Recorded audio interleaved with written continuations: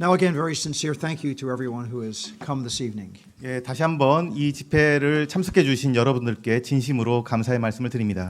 We will be reading tonight in 1 Peter chapter 5. 베드로전서 5장 말씀을 읽도록 하겠습니다. 베드로전서 5장입니다. 너희 중 장로들에게 고난오니 나는 함께 장로된 자요 그리스도의 고난의 증인이요 나타날 영광에 참여할 자로다. 너희 중에 있는 하나님의 양무리를 치되 부득이함으로 하지 말고 오직 하나님의 뜻을 쫓아 자원함으로 하며 더러운 일을 위하여 하지 말고 오직 즐거운 뜻으로 하며 맡기운 자들에게 주장하는 자세를 하지 말고 오직 양무리의 본이 되라. 그리하면 목자장이 나타나실 때에 시들지 아니하는 영광의 면류관을 얻으리라. 젊은 자들아 이와 같이 장로들에게 순복하고 다 서로 겸손으로 허리를 동이라. 하나님이 교만한 자를 대적하시되 겸손한 자들에게는 은혜를 주시느니라. 그러므로 하나님의 능하신 손 아래서 겸손하라. 때가 되면 너희를 높이시리라. 너희 염려를 다 주께 맡겨버리라. 이는 저가 너희를 공고하심이니라. 근신하라 깨어라. 너희 대적 마귀가 우는 사자같이 두루다니며 삼킬 자를 찾나니 너희는 믿음을 굳게 하여 저를 대적하라. 이는 세상에 있는 너희 형제들도 동일한 고난을 받는 줄을 알미니라. 모든 은혜의 하나님 곧 그리스도 안에서 너희를 부르사 자기의 영원한 영광에 들어가게 하신 이가 잠깐 고난을 받은 너희를 친히 온전케 하시며 굳게 하시며 강하게 하시며 털을 견고케 하시리라.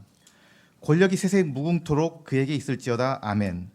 내가 신실한 형제로 아는 실로아노로 말미암아 너에게 간단히 써서 권하고 이것이 하나님의 참된 은혜임을 증거하노니 너희는 이 은혜에 굳게 서라.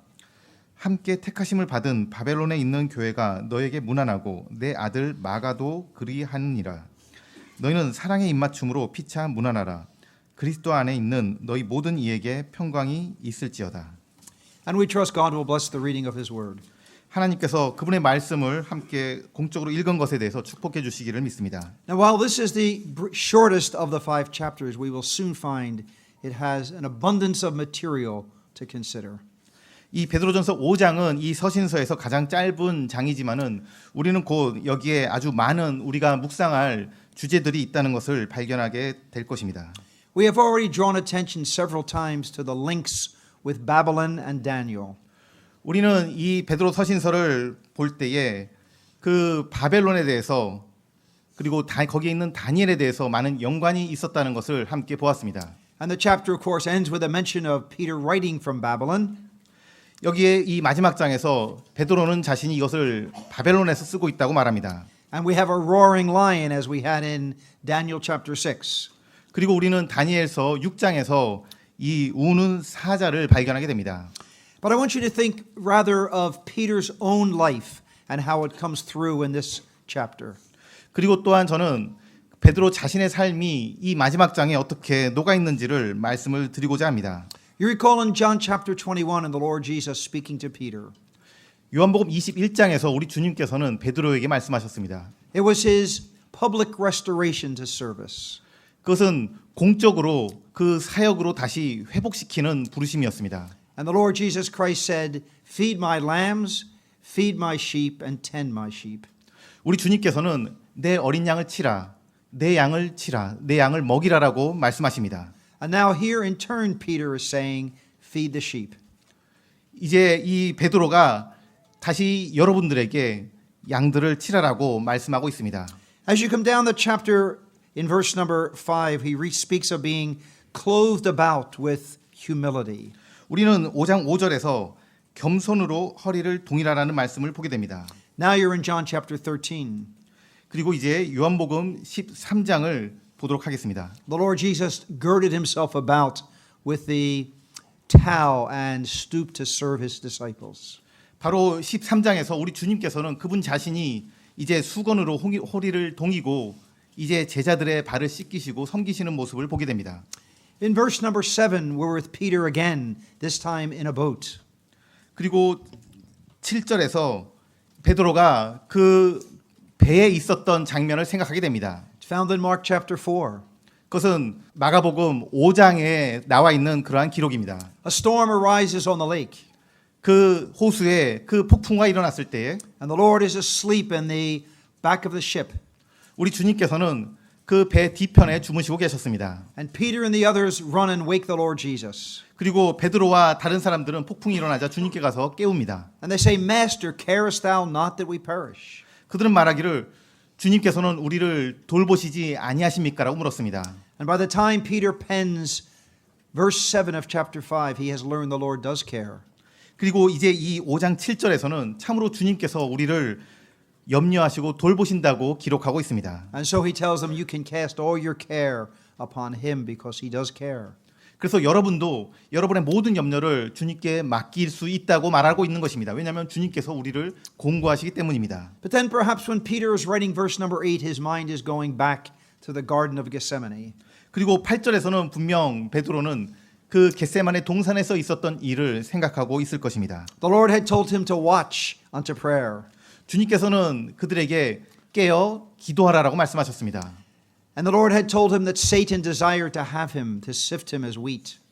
사단이 너를 밀가루 하기 위하다고 그렇게 하려고 한다고 말씀하셨습니다. And instead of staying alert, Peter falls asleep.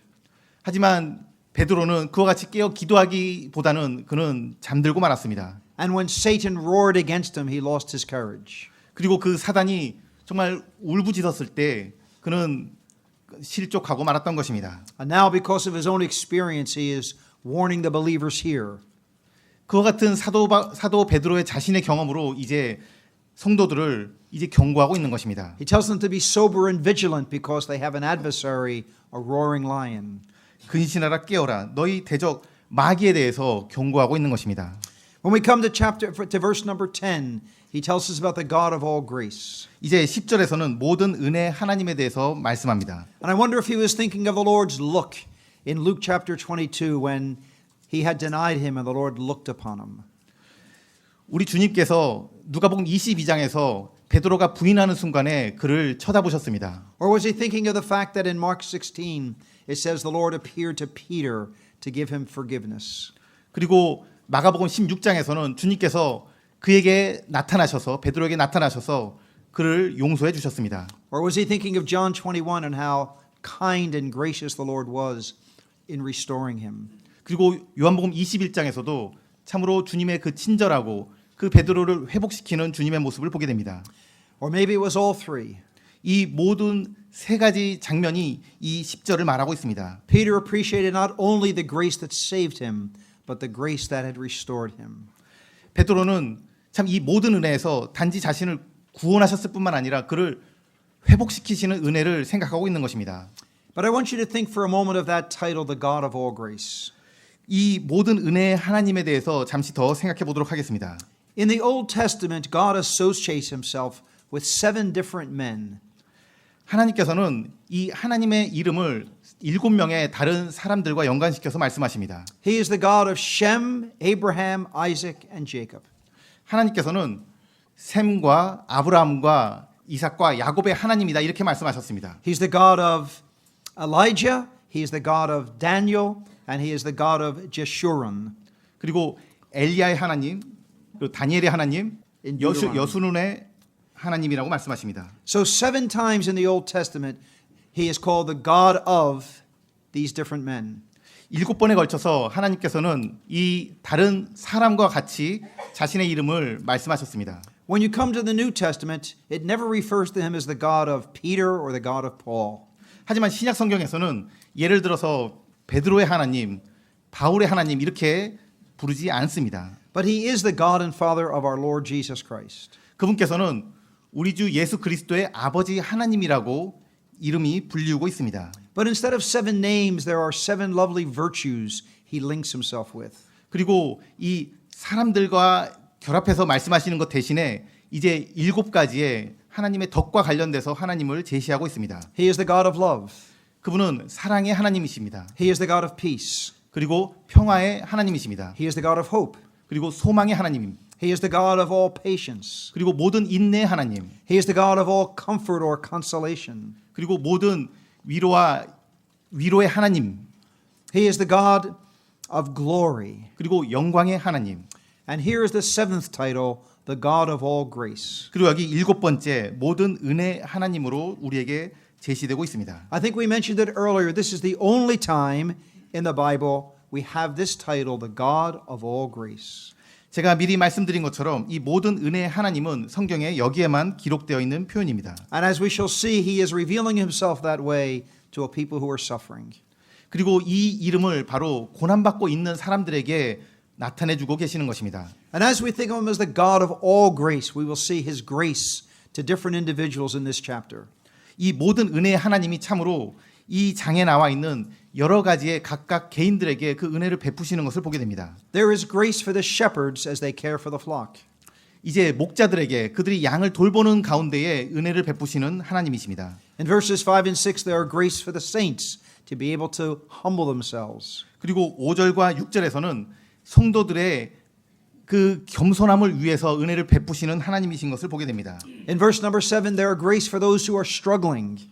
그리고 7절에서는 이제 그 어려움 가운데서 어려움 당하고 있는 사람들의 은혜를 베푸시는 하나님이십니다. In verses 8 and 9, there is grace for those who are being tempted by Satan. 그리고 8절과 9절에서는 사단에게 유혹을 받고 있는 사람들에게 은혜를 베푸시는 하나님이십니다. And in verse number 10, we're reminded there is grace for sufferers. 그리고 10절에서는 고난받는 자의 은혜를 베푸시는 하나님이십니다. And so there is grace abounding in this chapter. 이 장에서 참으로 이 은혜가 풍성하게 나타나고 있습니다. Young believers may think that grace is all about being saved. 젊은 성도님들은 아직 어린 성도님들은 은혜는 구원받을 때만 필요하다고 생각할지 모르겠습니다. But you learn that grace really marks every step of the way to heaven as well. 하지만 우리가 하늘나라로 가는 그 모든 단계 걸음마다 이 은혜가 특징된다는 것을 여러분은 곧 알게 될 것입니다. Let me also draw your attention to the doxology that we have in this section. 이 장에 나와 있는 이제 하나님께 드리는 그 영광의 찬송을 보도록 하겠습니다. In verse number 11, there is an outpouring of praise to God. 11절에 그는 이제 하나님께 찬양을 드리는 것을 보게 됩니다. There are three doxologies in Peter's two letters. 이 베드로 전서와 후서에 걸쳐서 세 가지의 송영이 기록되어 있습니다. One was in chapter 4 that we read last evening. 한 가지는 4장에 있는 것이고 지난 시간에 본 것입니다. It was in verse number 11 there. 11절에 기록되어 있습니다. We have the second one here in chapter 5. 그리고 두 번째가 5장에 기록되어 있습니다. And the third one will be at the end of chapter 3 in his second epistle. 그리고 세 번째가 베드로 후서 3장에 있습니다. Now what is interesting is they are all linked with grace. 그리고 이 세 개의 송영 모두 하나님의 은혜와 관련되어 있습니다. In chapter 4 it is grace that is linked with our gift and our service. 4장에 나와 있는 송영은 하나님의 은혜가 우리의 섬김을 위한 은사와 관련되어 있습니다. Here in chapter 5 it is the grace that is linked with glory that lies ahead. 그리고 베드로전서 5장에서는 우리 앞에 놓인 그 영광과 이 은혜가 관련되어 있습니다. And in 2 Peter chapter 3 it is linked with growth. 그리고 베드로 후서 3장에서는 우리의 성장과 그 은혜가 관련되어 있습니다. And so he bursts forth in praise for all of these different things in his epistles. 그는 이 모든 것을 가지고 하나님께 감사와 찬송을 이 서신서에서 드리고 있는 것입니다. And so it is very helpful to go through especially Paul's letters and collect all the doxologies that Paul gives. 또한 사도 바울이 그가 말하고 있는 송영에 대해서 그의 서신서를 함께 찾아보는 것도 유익할 것입니다. One other thing to notice as before we look at our chapter. 우리가 이 장을 이제 살피기 전에 한 가지를 더 말씀을 드리겠습니다. Let your mind range over the whole epistle and think of some of the titles of the Lord Jesus. 여러분이 이 서신서 전체를 보게 될 때에 우리 주님에 대한 그분의 이름을 또한 생각하게 합니다. In chapter 1 he was the sacrificial lamb. 1장에서는 이제 희생 당하신 어린 양으로 제시됩니다. In chapter 2 he is the stone. 그리고 2장에서는 그분은 돌로 제시됩니다. Chapter 3 and 4 he was the sufferer. 그리고 3장에서는 그분은 고난받는 자입니다. And now in chapter 5 he is the shepherd. 그리고 5장에서는 목자로 제시됩니다. And so this lovely epistle not only reveals to us all of the grace of God but all of the glory of the Lord Jesus. 그래서 이 서신서에서는 하나님의 모든 은혜를 우리에게 보여줄 뿐만 아니라 그리스도의 모든 영광을 우리에게 보여주고 있는 것입니다. But let us come to chapter 5 and consider what we have in this chapter. 그리고 이 5장이 어떻게 끝나는지를 한번 보겠습니다. I want you to think of the flock and its care. 여기에 이 양들이 있고 그들에 대한 돌봄이 있습니다. That will take us down to verse number 7. 그것은 이제 7절을 보게 됩니다. Then we will see the foe or the enemy and his cunning. 여기에 우리의 대적이 있고 이제 그들이 우리를 속이고자 하는 간교한 그런 계획들이 있습니다. But then we will see from verses 10 to the end a wonderful fact and the comfort it should give us. 그리고 이제 10절부터 마지막까지는 이것과 관련돼서 하나님의 놀라운 그런 위로를 보게 됩니다. But he begins by speaking and addressing the shepherds, and then he will address the sheep. 그래서 이제 이 사도는 목자들에게 또한 양들에게 이 말을 전하고 있습니다. Now, the first thing that would be helpful is to notice the names that are given to those who lead the assembly. 이제 그 모임을 인도하는 자들에게 어떠한 이름으로 붙이고 있는지를 한번 보도록 하겠습니다. Notice in verse number 1 they are referred to as elders. 1절에서는 그들은 장로라고 불립니다. Notice in verse number 2 they are taking the oversight. 그리고 2절에서는 우리말 성경에서는 없는데 이제 감독하는 자로 되어 있습니다. In verse number 2 they are told to shepherd or pastor the assembly. 그리고 2절에서는 그들이 모임을 인도하는 목자들로 비유되고 있습니다. So we have at least 3 titles that all refer to the same group of men. 이 세 가지 이름이 지역 모임을 인도하는 사람들에 대해 부르는 것입니다. I will add at least one more that we have in Hebrews 13. 저는 이것에 대해서 히브리서 13장에 나와 있는 한 가지 명칭을 더 하겠습니다. There they are referred to as your leaders or your guides. 13장에서는 너희를 인도하던 자라고 되어 있습니다. Now the very same truth can be seen in Acts chapter 20. 그것은 또한 사도행전 20장에 그와 같은 진리를 말해주고 있습니다. There it says Paul called for the elders of the church at Ephesus. 거기서 사도 바울은 에베소의 장로들을 불렀습니다. He then told them to feed the flock of God, taking oversight. 그들에게 이제 하나님의 양머리를 치고 그들을 감독하라고 말합니다. So again we have the same 3 titles used in Acts chapter 20.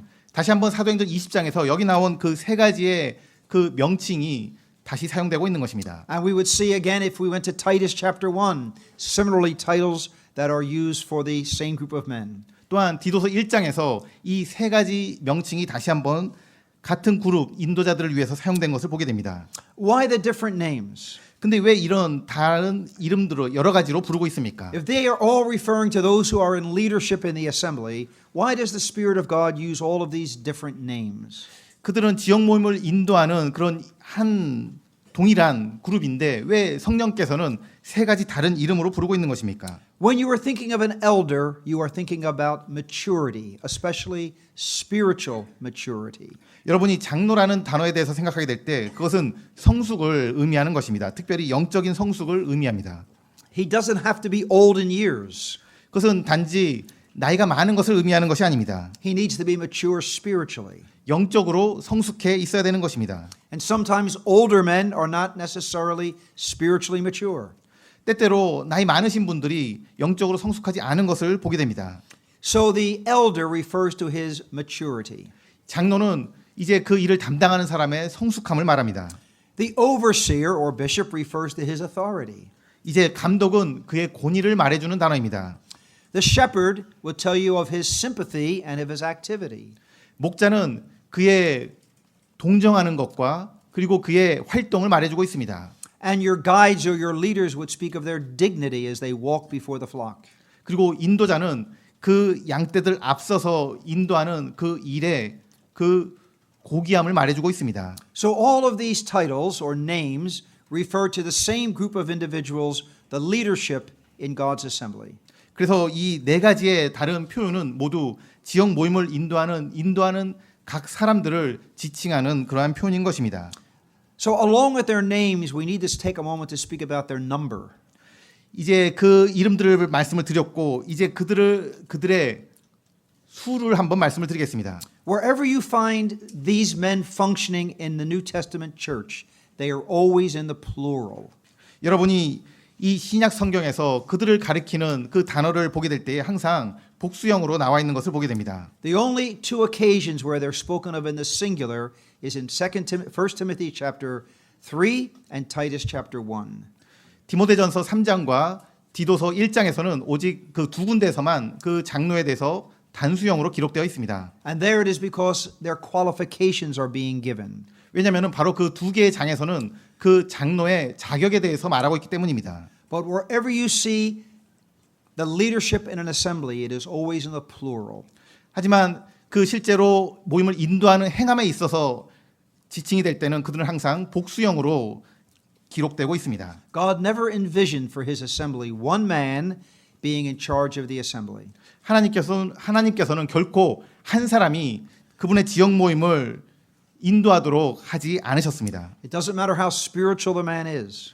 그 한 사람이 얼마나 영적으로 성숙했든지 그것은 허용되지 않는 것입니다. It doesn't matter how well taught he is in the Word of God. 그가 얼마나 하나님의 말씀을 잘 가르친다 할지라도 그것은 하나님께서 허락하신 것이 아닙니다. The pattern of the New Testament is for a multiplicity of overseers in each assembly.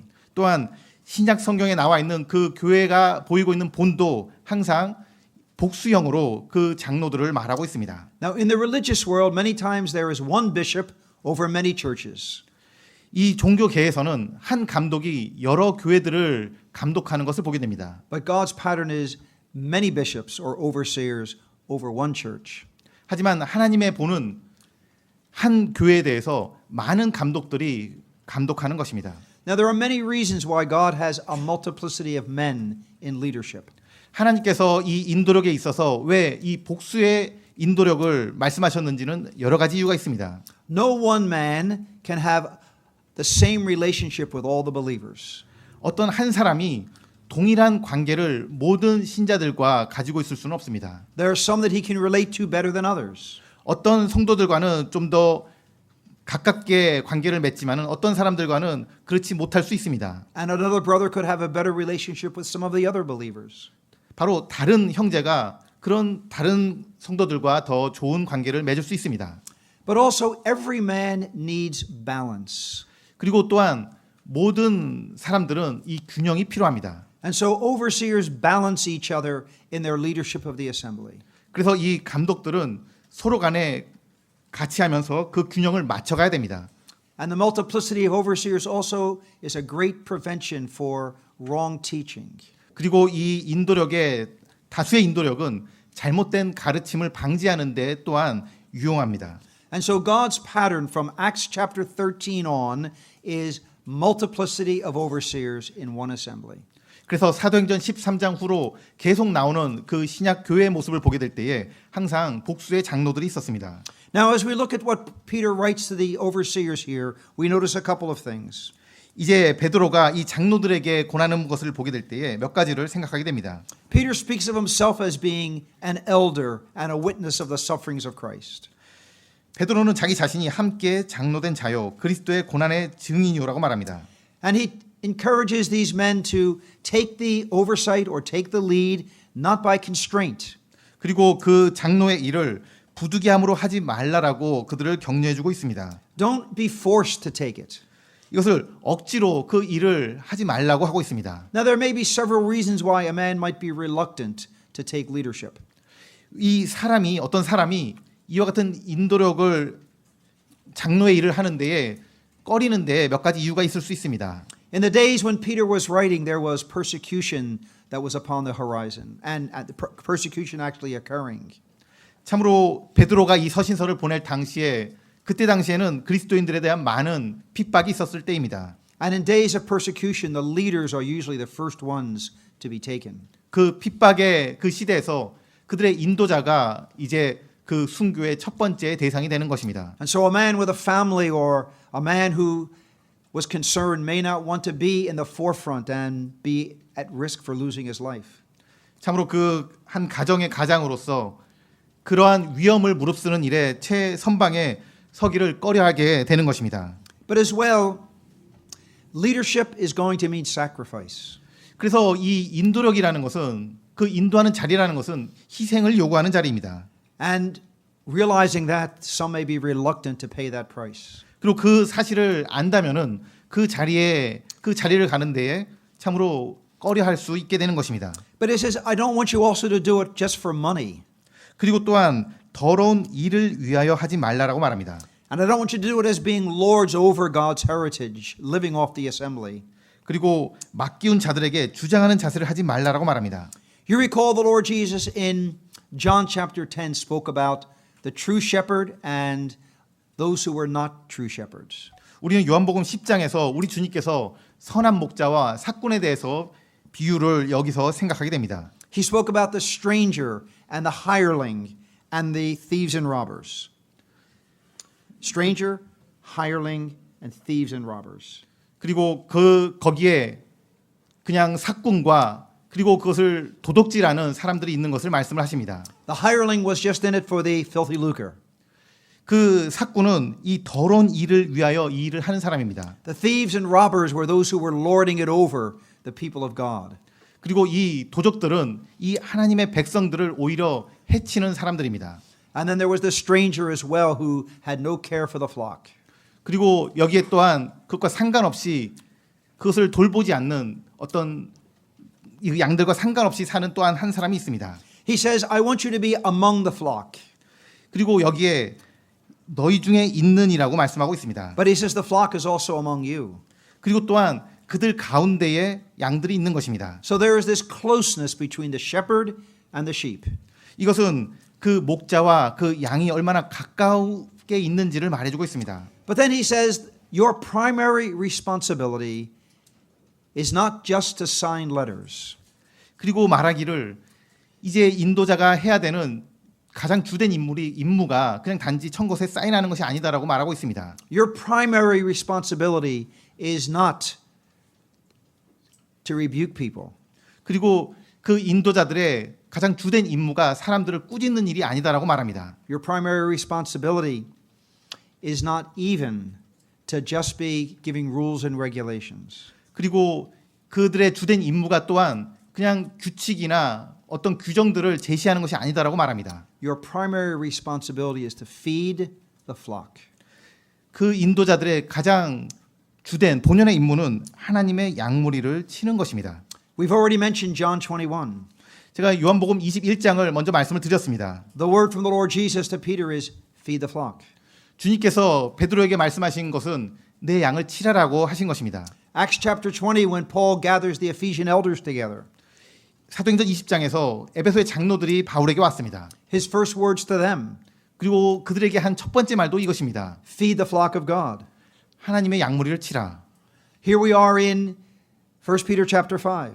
그리고 동일하게 베드로전서 5장도 마찬가지입니다. And the first instruction from Peter is feed the flock. 그들에게 주는 첫 번째 그런 교훈은 양무리를 치라는 것입니다. If we went back to Ezekiel 35, 여러분이 에스겔서 35장을 보게 될 때에 God is rebuking the shepherds of Israel.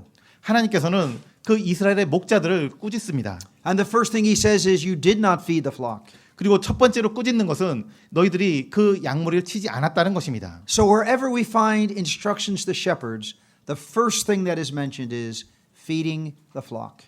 그래서 이 목자와 관련돼서 항상 처음으로 언급되는 그런 교훈은 양을 치라라는 것입니다. Turn to 1 Thessalonians chapter 5.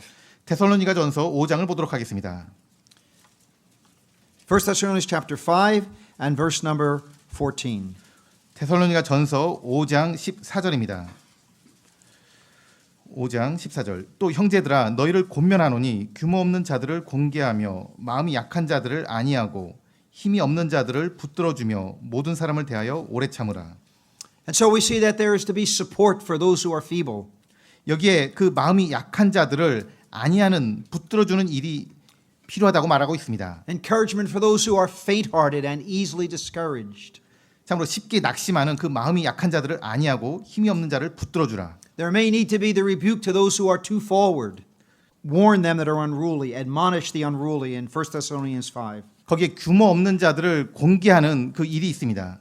And so these are all some of the responsibilities of the shepherd in the flock. 그리고 이 모든 일이 이 하나님의 양을 치는 일에 필요한 것입니다. So let me just give you them again in a different order. 이제 이것을 다시 한번 다른 순서로 말씀을 드리겠습니다. Feed the flock. 양들을 치라. Support those who are feeble. 그리고 힘없는 자들을 붙들어 주라. Go after, seek those who have fallen. 그리고 마음이 약한 자들을 안위하고 Be vigilant for foes who may arise. Be aware of enemies that may come. 그리고 그들에게 오는 그 대적에 대해서 주의하고 그들을 그들을 보호하라. 그들로부터 보호하라. And prepare for the future because you will not always be here. 그리고 미래에 대해서 준비하라. 여러분이 그 인도자들이 항상 그 자리에 있지 않을 것이기 때문입니다. Let me just mention a word about recovering those who have fallen. 이제 이 넘어진 자들을 다시 회복시키는 일에 대해서 몇 가지 말씀을 드리겠습니다. Seeing people restored to God's assembly is a very difficult work. 그 범죄에 빠진 신자를 다시 회복시키는 것은 굉장히 어려운 일입니다. The Lord Jesus Christ used two parables to show us how difficult it could be. 우리 주님께서는 이 일이 얼마나 어려운지에 대해서 두 가지 비유로 말씀을 하셨습니다. In Luke chapter 15, where he spoke about seeing a person saved, he spoke about the shepherd. 이 누가복음 15장에서는 그 범죄한 자가 회복되는 것에 대해서 그 목자가 양을 찾는 비유로 설명하십니다. And he went out and sought the sheep until he found it. 그 목자에 대해서 그 양을 찾기까지 찾아다닌다고 말씀하고 있습니다. Now in Matthew 18, he again speaks of a shepherd going after a sheep. 그리고 마태복음 18장에서도 그 양을 찾는 목자에 대해서 말씀하십니다. In this case, it's a brother who has gone astray. 그때 어떤 한 형제가 이제 실축하게 된 것입니다. And he says, the shepherd seeks the sheep. 그리고 그 목자는 그 양을 찾아 나섭니다. And maybe he will find it. 그리고 그 양을 찾는다면 이렇게 조건절로 되어 있습니다. So when it comes to the unsaved, he will find it. Until he find it, he will find that sheep.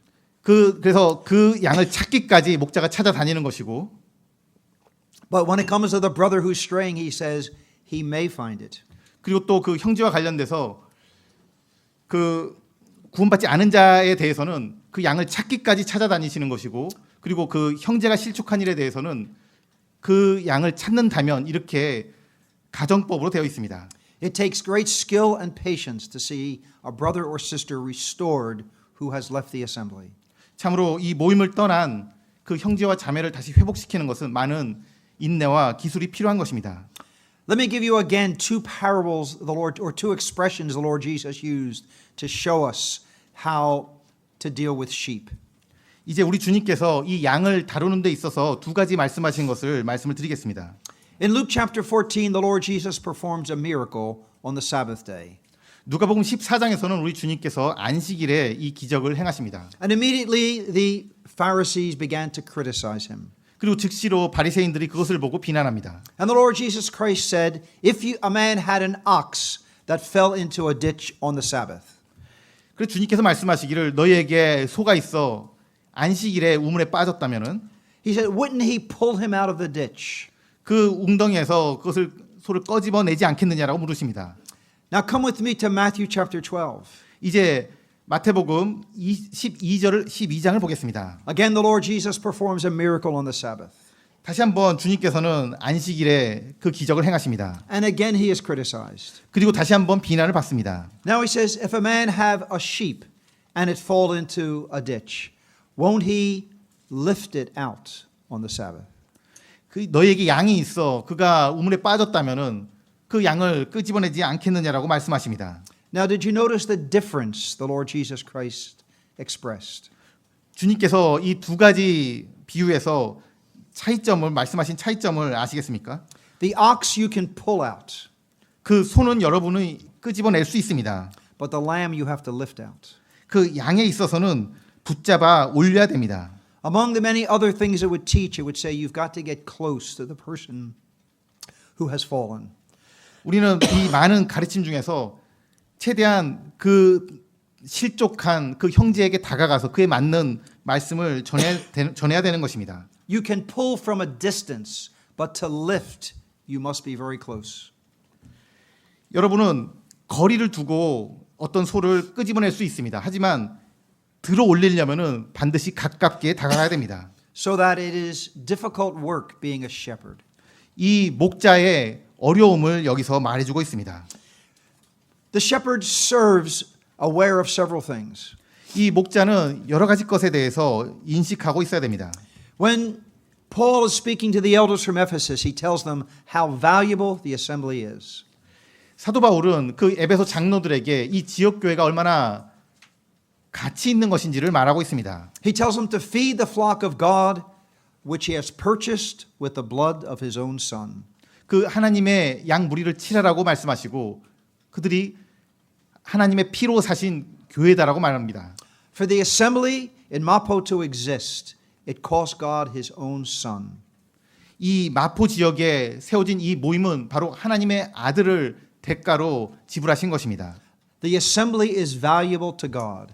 그래서 이 지역 모임은 하나님께 굉장히 귀한 것입니다. And the man who shepherds an assembly for God is aware how precious the assembly is to God.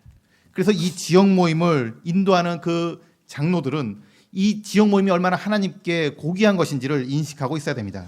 He also is very conscious that he will be accountable to the Lord for his shepherd work. 또한 그는 그가 지금 하고 있는 그 목자의 일에 대해서 하나님께 보고해야 된다는 것을 인식하고 있어야 됩니다. We're reminded here that there is a chief shepherd. 우리는 여기에 목자장이 있다는 것을 듣게 됩니다. That means that all the men who serve as shepherds in the assembly are under shepherds. 그것은 이 지역교회를 인도하는 그 목자들은 이 목자장 아래에 있는 소목자라는 것을 말해주고 있는 것입니다. And they will give an account to the chief shepherd. 그들은 이제 이 목자장에게 그들의 일을 보고해야 될 것입니다. Now you of course know that there are three different expressions used for the Lord Jesus as shepherd. 여러분은 우리 주님에 대해서 세 가지 다른 표현으로 목자라고 말씀하고 있는 것을 보게 됩니다. In John chapter 10, he is the good shepherd or the true shepherd in contrast with all the others who are false. 요한복음 10장에서는 우리 주님께 대하여 선한 목자, 참된 목자라고 그 모든 거짓 목자랑 대조되는 것을 말씀하고 있습니다. He was the good shepherd who gave his life. 그분은 선한 목자라서 우리에게 그 목숨을 주시는 분입니다. In Hebrews chapter 13, he is the great shepherd who has come out of the dead. 그리고 히브리서 13장에서는 그분은 큰 목자로서 죽음에서 부활하신 분으로 제시됩니다. And here he is the chief shepherd over those who are under shepherds, but also linked with it is his coming again. 그리고 여기에 이런 베드로전서에서는 목자장으로서 모든 장로들이 그분 아래에 있으며 이제 그분은 다시 오시는 분으로 여기에 제시되고 있습니다. It's helpful for young believers to think of all you have in the Lord Jesus. 이 특별히 젊은 성도님들이 여러분이 그리스도 안에서 가진 모든 것들을 한번 생각해 보시기 바랍니다. There are three different offices he bears that are very helpful to keep in mind. 여기에 우리 주님의 그 세 가지 직임에 대해서 생각해 보시기 바랍니다. He is our great high priest and he succors us to keep us from sinning. 그분은 우리의 대제사장으로서 우리가 죄에 빠지지 않도록 지금 보호하고 계십니다. He is our advocate with the Father when we do sin. 그리고 그분은 우리가 죄를 범할 때에 아버지 앞에 대언자로서 그것을 말씀해 주시는 분입니다. And he is the shepherd who restores us to usefulness again for God. 그리고 그분은 또한 목자장으로서 우리가 하나님 앞에 유용하게 사용될 수 있도록 다시 회복하시는 분입니다. Everything we need for our Christian life is found in the Lord Jesus. 우리가 그리스도인의 삶에 있어서 필요한 모든 것들을 우리는 그리스도 안에서 발견할 수 있습니다. There is no spiritual need you will have as a young believer that he does not meet. 참으로 주님께서 공급하실 수 없는 다른 영적인 필요가 없는 것입니다. And so we're reminded here of the work of the shepherds. 이것은 우리로 이 단락은 이 목자의 일에 대해서 말해 주었습니다. That work is multifaceted. It has many different aspects to it. 여기에 많은 일이 포함되어 있는 것이고 많은 일을 해야 됩니다. But I think we need to also recognize not just the overseers but their wives. 저는 여기서 그 감독뿐만 아니라 그들의 아내에 대해서도 말씀을 드리고 싶습니다. Every overseer's wife sacrifices. 그 모든 감독자들의 아내들은 희생을 하게 되어 있습니다. He is out visiting and out shepherding and she is home alone. 그가 이제 다른 성도를 방문할 때에 그 감독의 일을 하게 될 때에 그 아내는 집에 혼자 남아 있게 됩니다. He invites a group of young believers into the home to be an encouragement to them. 그리고 젊은 성도들을 집으로 초청하는 일을 할 때 접대하게 됩니다. He sits and talks with them while she's working in the kitchen. 그가 여러 가지 말을 하고 교제를 나눌 때에 그 아내는 부엌에서 일을 하게 됩니다. When he's done, he goes to bed and she's washing the dishes. 그리고 이제 그 남편이 잠자리로 들어갈 때에 그 아내는 여전히 남아 설거지를 해야 됩니다. I am very thankful that my wife will get a bigger reward than I will get at the judgment seat of Christ. 참으로 제가 감사하는 것은 이제 그리스도의 심판대 앞에서 제가 받을 상급보다 저의 아내가 그런 일을 했던 저의 아내가 더 큰 상급을 받는다는 것입니다. Sometimes people thank me and tell me I am making a sacrifice coming here. 때때로 사람들이 저에게 와서 이렇게 방문해 주신 것에 대해서 감사하다고 인사를 합니다. And I tell them it is my wife who is making the sacrifice. 하지만 제가 그분들에게 말씀드리고자 하는 것은 제 아내가 그와 같은 희생을 했다는 것입니다. We are supposed to be walking hand in hand into the sunset of life. 참으로 이 남편과 아내는 그 일을 같이 동역해서 일을 하고 있는 것입니다. And I'm eating sushi here in Korea and she's home eating pizza. 제가 한국에서 여기서 스시를 접대받고 있는 동안 제 아내는 미국에서 피자를 먹고 있습니다. But actually she would prefer the pizza to the sushi. 물론 제 아내가 스시보다 피자를 더 좋아하긴 합니다. So every overseer's wife sacrifices for the assembly as well. 이와 같이 모든 감독들의 아내가 이 지역 모임을 위해서 희생을 하고 있는 것입니다. But one of the great things is to be available to the believers. 그리고 이제 신자들에게 중요한 것은 그 신자들이 항상 유용하게 사용될 수 있도록 그 위치에 있는 것입니다. The one thing I regret about being here with you in Korea is I am not with the assembly and available to them. 제가 이 한국에서 여러분과 교제하고 있는 동안 한 가지 제 마음속에 유감인 것은 제가 미국에 있는 제 지역 모임에 그들과 함께하지 못하고 있다는 것입니다. I get emails and I can call them on the phone, but it's not the same as being with the assembly. 제가 이메일로 또는 전화로 이야기를 나눌 수 있지만은 지금 그 지역 모임 성도들과 함께 있는 것과는 또 다른 것입니다. Believers cannot schedule their emergency according to my schedule. 제 일정에 맞춰서 그분들이 다른 비상사태가 일어나고 안 일어나는 것이 아닙니다. So one of the great needs of those who shepherd the flock is to be available to the Christians. 그래서 이 양들을 치는 데 있어서 가장 중요한 덕목은 항상 인도자들이 그들이 필요할 때 만날 수 있어야 된다는 것입니다. And we're reminded here of the compensation that will come to those who shepherd the assembly for God. 이제 우리 주님께서 다시 오실 때에 이러한 희생에 대해서 감독들에게 어떠한 보상이 있는지를 말씀해 주고 계십니다. Interesting here that this is not the rapture, but this is when the Lord Jesus comes in glory. 흥미로운 것은 이 상급에 대해서 우리 주님께서 휴거할 때를 말씀하고 있는 것이 아니고 이제 그분께서 영광 중에 이 땅에 오실 때를 말하고 있다는 것입니다. A little bit difficult to understand the sequence here that he will give the crowns of glory when he comes to reign. 그래서 그분께서 영광 중에 이 땅 가운데 오실 때에 영광의 면류관을 얻는다는 그 시간적인 순서를 이해하기는 조금 어렵습니다. But there is at least this suggestion. 근데 이것은 이러한 생각을 우리에게 하도록 만들고 있습니다. Every other mention of future glory in the epistle is linked with suffering. 이 서신서에서 항상 영광을 언급할 때마다 고난과 같이 나오고 있습니다. So there is at least the suggestion that suffering on the part of the overseer, or at least sacrifice, is going to lead to a crown of glory. 그래서 여기서도 동일하게 그 목자들의 일은 많은 희생이 필요한 것이고 그리고 그 고난 가운데서 이제 이 영광의 면류관을 얻을 것을 말해주고 있다는 것입니다. Just a few words about the sheep then in verses 5, 6, and 7. 5절과 6절과 7절에서는 그 이제는 그 지역 모임의 양들에 대해서 말씀하고 있습니다. We're reminded here of what can mar the assembly's unity and harmony. 여기서 그 지역 모임의 하나됨을 해칠 수 있는 것이 무엇인지를 경고하고 있습니다. There seems to be the hint of dissatisfaction with those who are older or those who are in leadership in the assembly.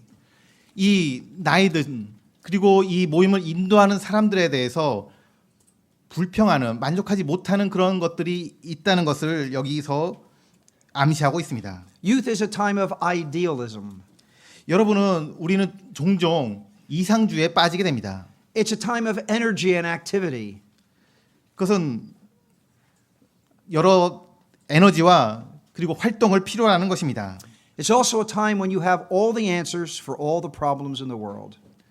여러분은 모든 세상의 이 문제들이 다 해결되는 그런 것을 또한 생각합니다. When I was 25, I could solve every problem in the assembly throughout all of North America. 제가 25세일 때는 저희 지역 모임 안에 있는 모든 문제를 제가 해결할 수 있을 거라고 생각하고 심지어는 온 미국에 있는 문제를 해결할 거라고 생각하였습니다. Now that I'm over 70, I have more questions than answers. 하지만 제가 70이 넘은 이때에 저는 해답보다는 더 많은 질문을 가지게 되었습니다. And so we're reminded here of the need of respecting and of bowing to those in leadership. 그래서 이것은 다시 한번 우리로 하여금 그 인도력에 대해서 존경하고 그들의 인도를 따를 것을 말해주고 있습니다. But there's also the suggestion of not being content with my place in the assembly. 그리고 이것은 단지 지금 내 위치에 지역 모임 안에서 내 위치에 만족하고 있지 말라는 것을 말해주고 있습니다. Perhaps thinking no one appreciates my gift, 어떤 분들은 저의 은사에 대해서 여러 가지로 감사를 표하십니다. or that no one values what I'm doing. No one appreciates what I am doing. 제가 이런 일을 하고 있을 때 아무도 이 은사에 대해서 감사를 하지 않으신다면은 And then of course there's doubt and discouragements that come in. 참으로 이 일을 계속 하는 데 있어서 많은 낙심이 될 것입니다. We're reminded here of the worries and anxieties that can distract a believer.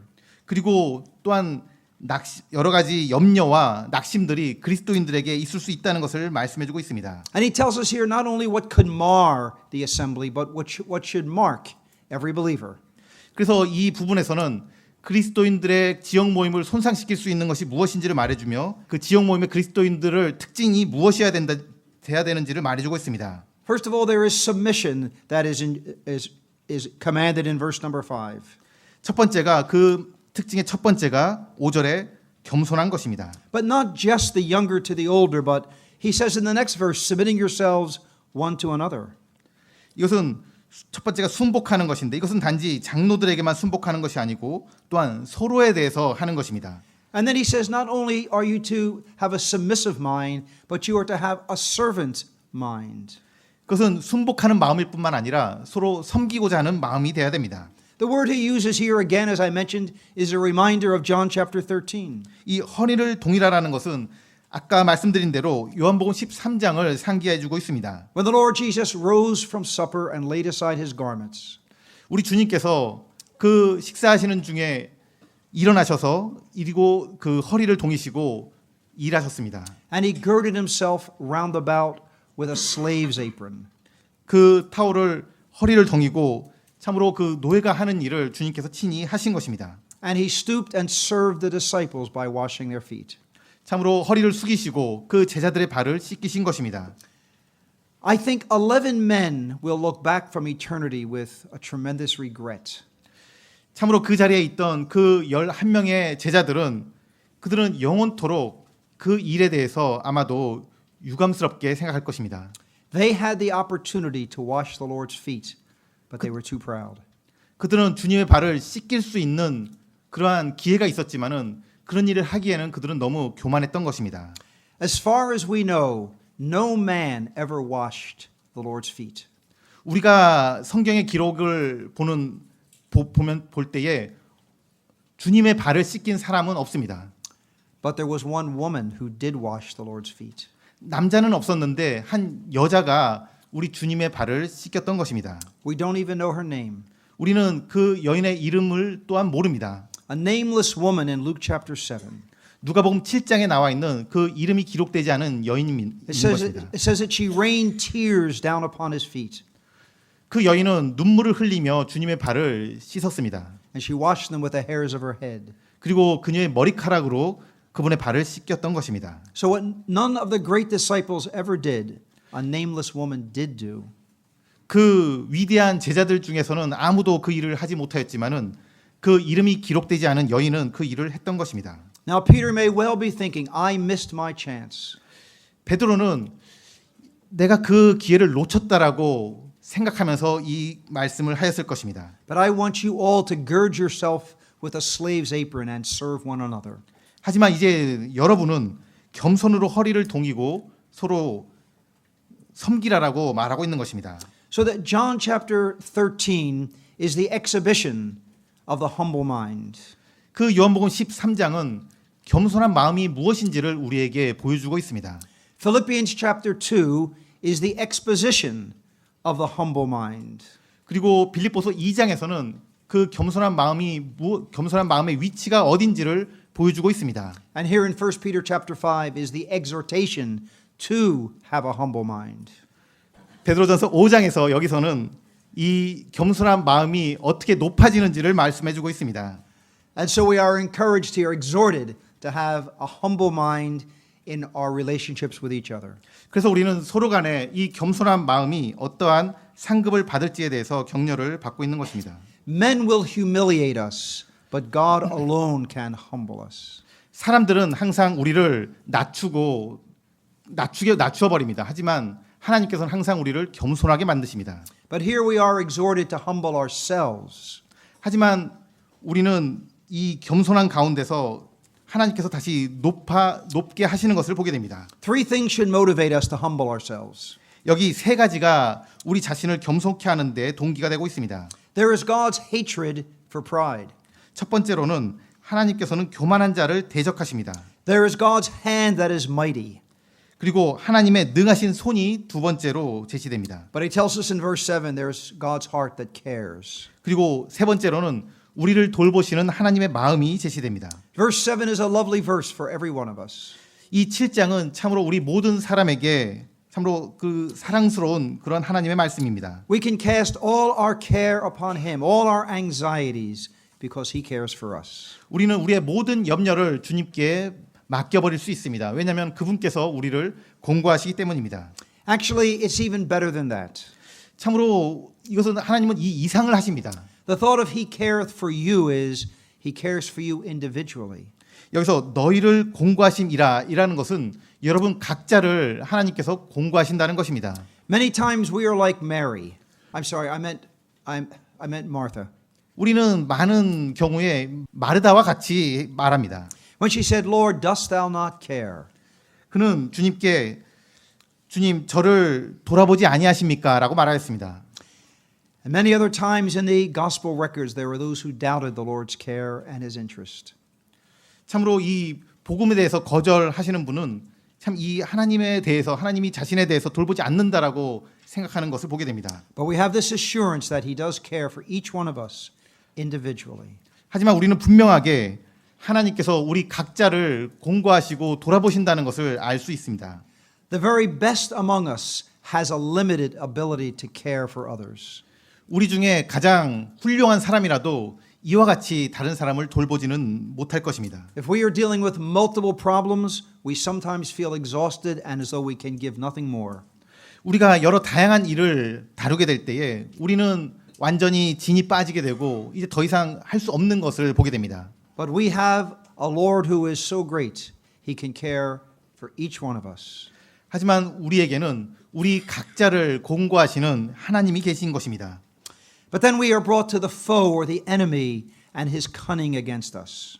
이제 베드로는 여기에 우리의 대적, 그의 교활한 관계로 우리를 넘어뜨리고자 하는 대적을 제시합니다. Notice first of all the titles that are used of the enemy. 이 적에 대해서 어떤 이름으로 부르고 있는지를 보시기 바랍니다. He is the adversary, he is the devil, he is the roaring lion. 그는 대적이며 마귀이며 우는 사자 같은 것입니다. There's almost an increasing sense of how ferocious he is as you go through those titles. 우리가 이 이름을 보게 될 때에 그의 악함이 점점 증폭되어 묘사되고 있는 것을 보게 됩니다. As your adversary, he stands against you. 이 대적으로서 그는 여러분을 대적하는 존재입니다. As the devil, he falsely accuses you. 마귀로서 그는 거짓 송사하는 사람입니다. But as a roaring lion, he would devour you. 그리고 우는 사자는 여러분을 삼켜버리는 것입니다. We also see the technique he employs. 여기 이 베드로가 이용하고 있는 그런 묘사의 기술을 보시기 바랍니다. It says he walks to and fro, he walks about. 여기에 그 사단의 기술에 대해서도 묘사하고 있습니다. 그는 두루 다니고 있습니다. He is relentless in his pursuit of believers. 그 믿는 자들을 쓰러뜨릴 때까지 계속 두루 다니며 찾고 있는 것입니다. He is absolutely ruthless in how he would attack. 그의 그 공격에 있어서 참으로 잔인하게 공격하는 것을 보게 됩니다. He is cunning and wily in how he acts. 그리고 그의 행동에 있어서 얼마나 강교한지를 보시기 바랍니다. He creates division. He creates discouragement. 그는 분리를 만들어내고 그리고 낙심을 일으킵니다. But we find he can be resisted. 하지만 우리는 그를 대적할 수 있음을 또한 발견하게 됩니다. The idea of resisting steadfast in the faith is the unity and harmony of the assembly. 그 믿음을 굳게 하여 대적하는 것은 그 지역 모임의 연합된 가운데서 일어나는 일을 보게 됩니다. In the context here, it is Satan trying to find an opening to destroy the assembly. 이 문맥상 이 사단은 지역 모임을 파괴하기 위해서 활동하는 것을 보게 됩니다. He will look for it first among the leaders. 그는 첫 번째로 인도자들을 공격합니다. Are they failing to feed the flock? 그리고 그들이 그 양들을 치지 못하도록 만들어 버립니다. Are they doing it for money's sake? 그들이 돈을 위해서 그 일을 하도록 만듭니다. Are they being lords over the assembly and oppressing the assembly? 그리고 그들이 그 주장하는 자세로 그렇게 하도록 만들어 버립니다. And if he can't find an opening through the oversight, through the leaders, now he'll try to find it among the believers. 그리고 그 인도력에 구멍을 만들어낸 후에 이제 그 구멍을 통해서 그 지역 모임의 성도들을 공격하고 있는 것입니다. He'll look to see if he can divide the leaders from the flock. 그 양들 가운데 인도자들의 분리를 만들어냅니다. Then he will try to divide believer from believer. 그리고 이제 그 밑에 있는 성도들을 분리해냅니다. Just some way of entering in and destroying the assembly. 이와 같이 여러 방법을 통해서 지역 모임에 침입해 들어온 후 그 지역 모임을 무너뜨리는 것입니다. I think not one of us would ever want to be the cause for allowing Satan to destroy an assembly. 참으로 이 가운데 있는 모든 분들이 이 사단이 지역 모임 안으로 들어오게 하는 그 출입구가 되지 않기를 바라는 마음이 우리 모두에게 있습니다. The first assembly that was ever planted on planet Earth was in Jerusalem. 이 지구상에 맨 처음으로 세워진 지역 교회는 예루살렘 교회였습니다. And it was not long before Satan found people to do his work. 하지만 그 사단이 그의 일을 하는 데 있어서 그렇게 시간이 오래 걸리지가 않았습니다. Satan filled the hearts of Ananias and Sapphira to lie about the money they had given to the assembly. 이제 사단은 아나니아와 삽비라가 그들이 지역 모임을 위해 드린 그 돈 가운데서 사단이 침입할 구멍을 만들어냈던 것입니다. The most gifted assembly that ever existed upon earth was the assembly at Corinth. 그리고 이 지구상에서 가장 많은 은사를 소유했던 지역 교회는 고린도 교회였을 것입니다. In 1 Corinthians chapter 1, Paul said, "You come behind, you lack no gift." 고린도전서 1장에서 사도 바울은 그들에 대해서 모든 은사에 부족함이 없다라고 고린도 교회를 말하였습니다. There was no gift that was known to the assemblies that Corinth did not have. 그 알려진 은사 중에서 고린도 교회가 소유하지 않은 은사가 없었던 것입니다. I don't think there has ever been an assembly with as many gifted individuals. 참으로 그 각자에게 그런 많은 은사가 있었던 모임이 없었을 것입니다. And yet he found a wicked man. 근데 거기에 이제 악한 사람들이 있었던 것입니다. He found willful men who wanted their own way. 그리고 자신의 길로 가고자 하는 그런 고집센 사람들이 있었던 것입니다. He found warring men going to law against each other. 그리고 다른 사람들을 송사하는 그런 사람들이 또한 있었습니다. And the most gifted assembly on earth was about to destroy itself. 참으로 이 지구상에 가장 은사가 많았던 지역 교회가 무너지기 일보 직전이었던 것입니다. In the assemblies at Rome, he was able to pit the weak against the strong. 로마 교회에 대해서는 이제 강한 자들이 약한 자에 대해서 무시하는 일을 하고 있었습니다. At Philippi, an assembly that was richly blessed, there was a problem. 그 빌립보에 있는 참으로 풍부한 그 복을 받았던 그 교회도 문제가 있었습니다. We're not exactly told the reason, but there were two sisters that weren't getting along. 그 이유에 대해서는 명확하게 나와 있지 않지만은 그곳에 있는 두 명의 자매가 이제 싸우고 있었던 것입니다. Earlier in the book, he speaks of those who labored with him in the gospel. 그 빌립보서 초반에 사도 바울은 복음의 신앙을 위하여 서로 협력하라라고 말하였습니다. The word there is those who were striving in the gospel. 근데 그 모임 안에 이제 분쟁이 있었던 것입니다. When you come to chapter 4, two women are striving against each other. 빌립보서 4장에서 두 자매가 서로 간에 싸우고 있었던 것입니다. And Paul realized what was a difficulty between two sisters was going to hinder the gospel and be a problem for the assembly. 그 두 자매의 분쟁이 그 지역 모임 안에 문제가 있는 것이고 그 복음이 전파되는 일에 방해가 되는 것을 알아차리고 있었던 것입니다. In the assembly at Thessalonica, he was able to make people become extreme in their view of truth. 이제 데살로니가 교회도 진리를 가지고 이제 극단적인 이해를 하면서 문제가 있었던 것을 경고하고 있습니다. The great truth of those letters is the coming again of the Lord Jesus. 그들이 가진 위대한 진리는 주님께서 다시 오신다는 거였습니다. And there were some people who said, if he's coming again, we won't bother working. 근데 어떤 사람들은 주님께서 다시 오신다면 우리가 일할 필요가 없다라고 말하였습니다. The only problem was they were living off the other Christians. 그리고 그들은 다른 사람들에 얹혀서 살아가고 있었습니다. And Paul had to rebuke them. 이제 사도 바울은 그들에 대해서 책망해야 될 필요가 있었습니다. So Satan will use truth carried to an extreme. 사단은 그 진리를 극단적으로 끌고 가서 그것을 또한 이용해서 공격하고 있는 것입니다. He will use false teaching. 그리고 또한 그는 잘못된 거짓 교훈으로 공격합니다. He will use personality differences. 그리고 서로 간의 성격 차이를 이용합니다. He will appeal to the pride of the human heart. 사람의 마음속에 있는 교만심을 이용합니다. He will stop at nothing to find a way into an assembly. 지역교회를 공격하는 그 방법을 찾기까지 그는 멈추지 않을 것입니다. Just be sure you do not give him and open a door for him to enter. 우리가 해야 되는 일은 그 대적에게 지역 모임으로 들어오지 않도록 기회를 내주지 않는 것입니다. If we had time, we could look at Job chapter 1. 우리가 시간이 있다면은 욥 1장을 보겠습니다. Because in Job chapter 1, we are given an insight into how Satan thinks. 욥 1장에서는 사단이 어떻게 행동하고 있는지를 우리에게 알려주기 때문입니다. He began by thinking that every man has his price. 그는 생각하기를 모든 사람들은 이제 그가 행한 대로 상급을 받는다라고 합니다. That Job was just in it for what he was getting back from God.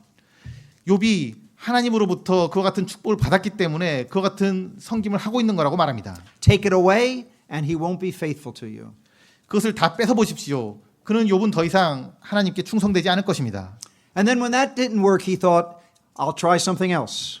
근데 그 계획이 실패하자 사단은 다른 방법을 시도합니다. And so he touched Job personally in his body. 이제 사단은 욥 그 몸 자체를 건드리기 시작합니다. And so he thought, while every man might be in it to get what he can from God, every man eventually has a price and he's willing to give up the truth for.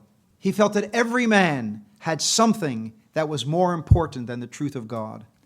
사단은 생각하기에 하나님의 진리보다 더 소중하게 생각하는 그 각 사람의 소유물이 있다라고 생각했던 것입니다.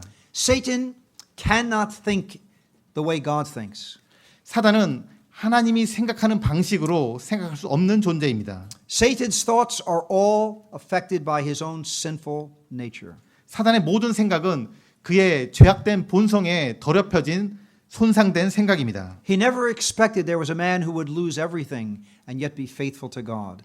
사단은 사람이 모든 것을 잃어버린다 할지라도 하나님께 충성할 수 있다는 것을 전혀 생각할 수 없는 것입니다. And he still thinks the same today. 그는 여전히 오늘도 그렇게 생각하고 있습니다. Isn't it amazing when you think about Satan? 여러분이 이와 같은 사단에 대해서 한번 생각할 때 놀랍게 됩니다. He will be bound and helpless for 1,000 years while the Lord Jesus reigns upon earth. 우리 주님께서 이 땅을 다스리실 때에 사단은 1000년 동안 결박되어 이제 갇혀 있게 되는 것입니다. And yet at the end of 1,000 years he is loosed and he somehow thinks he can still defeat God. 그리고 1000년 후에 그가 잠시 풀려났을 때에 그는 잠시 하나님을 대적하는 일을 하게 됩니다. Now that seems almost incredible to our minds. 이것은 우리 마음속에 참 믿을 수 없는 그런 일임을 생각하게 됩니다. Imprisoned and helpless for 1,000 years, the first time he gets out, he thinks, I can still do it. 1000년 동안이나 그런 결박을 당하고 있었는데 거기서 풀려나서 처음 하는 것이 계속 여전히 그가 하는 일을 하고 있다는 것입니다. The only answer I can give you is this. 제가 여러분에게 이것에 대해서 말씀드릴 수 있는 한 가지는 이것입니다. Satan is so good at deceiving, he deceives himself. 사단은 자기 자신을 속이는 데 있어서는 항상 그랬듯이 굉장히 유능한 것입니다. He cannot face truth. 그는 그 진리를 제대로 볼 수 없는 것입니다. And so we see Satan as the foe attacking God's assembly.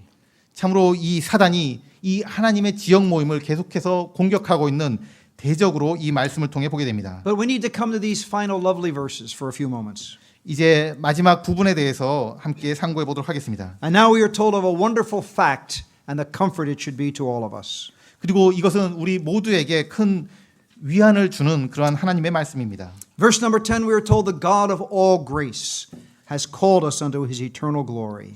10절에 모든 은혜의 하나님 곧 그리스도 안에서 너희를 부르사 자기의 영원한 영광에 들어가게 하신. Now I'm not sure how it reads in your Korean Bible.